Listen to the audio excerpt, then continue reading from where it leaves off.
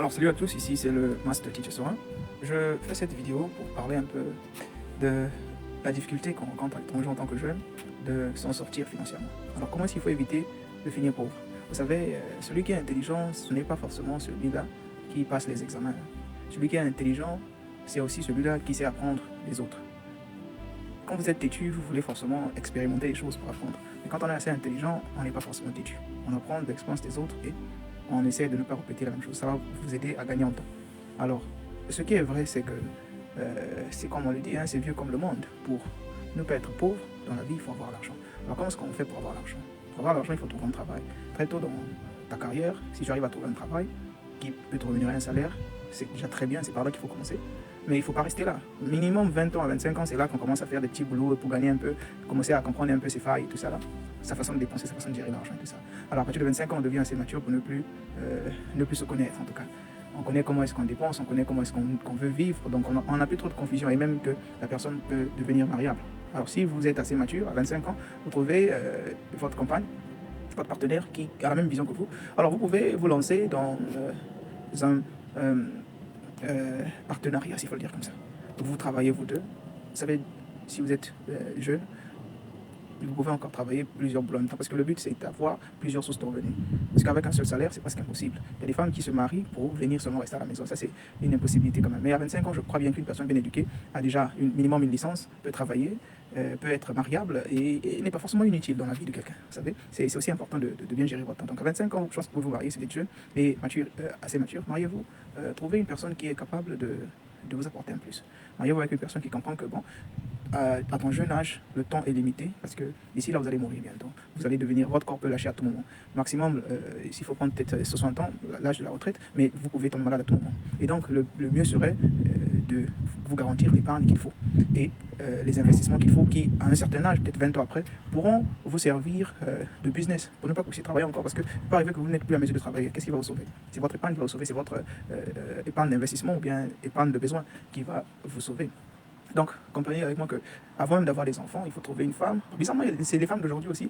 Elle va te prendre en considération que quand tu l'as, peut-être quand tu as des enfants avec elle ou quand tu te maries avec elle, parfois tu es encore jeune, tu as peut-être 20 ans, 23 ans, tu viens de finir l'université, tu te cherches encore, tu n'as pas l'argent, surtout en Afrique, tous les mariages, c'est carrément ça qui lèche.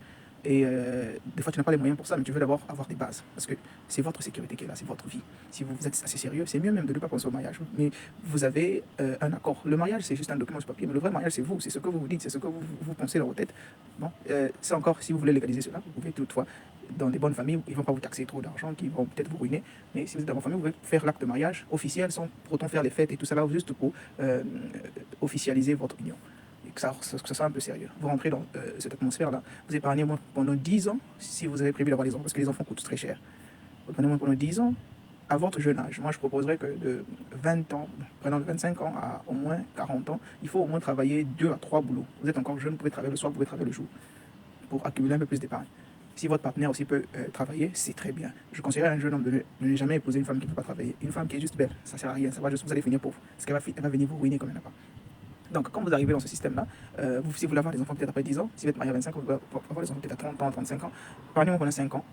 Et si vous êtes à 2 par exemple, 2 salaires, tu travailles encore un autre truc à mi-temps. Et ça peut vous permettre de. Vous pouvez prendre tout un salaire et épargner cela, un demi-salaire pour votre investissement.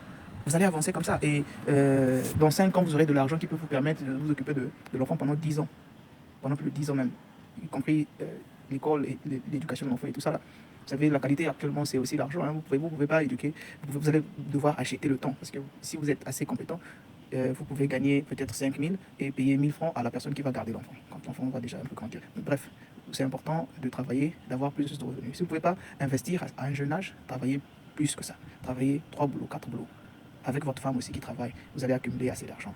Alors, quand vous arrivez après 20 ans, si vous avez bien géré, c'est presque impossible de finir pauvre. Même si votre corps vous lâche à 40 ans, parce que nombreux, ils mangent que, ils sont même végétariens, ils ne prennent pas d'alcool, ils vont à l'église tout le temps, et parfois ils se retrouvent avec un cancer à 35 ans, ils se retrouvent avec une maladie incurable, ils se retrouvent avec une fracture, ou bien c'est jamais les choses qui arrivent dans la vie, il ne peut plus travailler.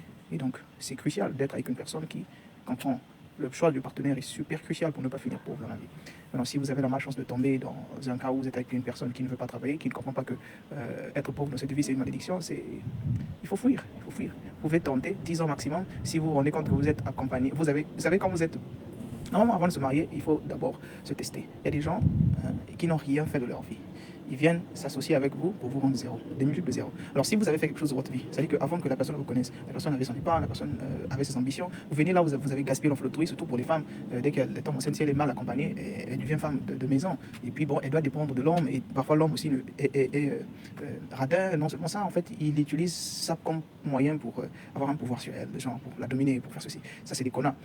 Un vrai homme n'a pas peur que la femme puisse gagner même plus que lui, ça c'est pas un problème. Les problèmes de jalousie, c'est pour les pauvres, et les gens qui ont faim, et puis les gens qui ont une mauvaise éducation aussi, parce qu'ils veulent que vous gardez là comme son esclave. Et donc ça c'est vraiment nul. Et du côté de l'homme, si vous avez trouvé une femme qui vient juste pour vous ajouter des charges, et surtout si vous voulez, elle comprend que vous êtes ce genre d'homme qui n'a pas de problème à ce qu'elle puisse faire une carrière, à ce qu'elle puisse apporter un plus dans le foyer. Mais c'est presque impossible. Parce qu'il y a des hommes qui dépensent, qui font tout pour leur femme, mais c'est parce que c'est pour un temps limite, pour la permettre de rebondir, parce que surtout quand vous avez des enfants par exemple, il faut apprendre, pour ceux qui se sont préparés, c'est minimum 3 ans pour que la femme puisse revenir pour travailler et tout, parce que être maman, sauver l'enfant, c'est un travail à plein temps. En tout cas, le choix du partenaire compte beaucoup, mais il ne faut pas oublier les basiques de l'économie. Il faudrait vivre en dessous de ses moyens. Il faudrait épargner non seulement pour des catastrophes ou bien des maladies et autres, mais il faut aussi épargner pour investir, parce que le salaire, c'est une prison à vie. Mais c'est le meilleur moyen qui est plus fiable à s'en sortir demain. Alors quand vous commencez à travailler, ne restez pas là. Continuez à vous battre pour avoir plus de revenus. Quand vous êtes bien accompagné, déjà vous et votre femme, c'est déjà